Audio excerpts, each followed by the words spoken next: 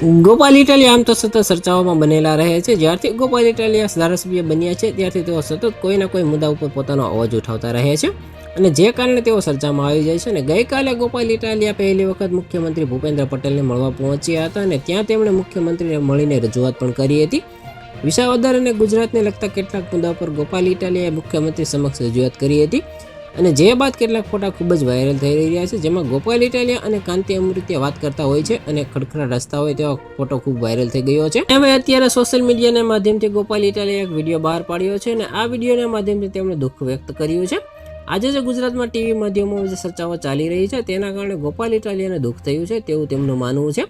આ મામલે ગોપાલ ઇટાલિયાએ કહ્યું કે હું પહેલી વખત મુખ્યમંત્રીને મળવા ગયો અને શું મુદ્દા ઉઠાવ્યો તે મુદ્દો નથી, પણ હું વિધાનસભા ગયો અને બહાર કોને કોને મળ્યો તે મુદ્દો બની ગયો છે. અરે મારે તો એ કહેવું છે કે મેં ખેડૂતોના મુદ્દે, તેના સિવાય ટાઉન પ્લાનિંગ જેવા મુદ્દા ઉપર ચર્ચા કરી, તે કોઈ ટીવીમાં ચાલ્યું નહીં અને ત્યારે આવી માનસિકતાને લીધે મને દુઃખ થાય છે.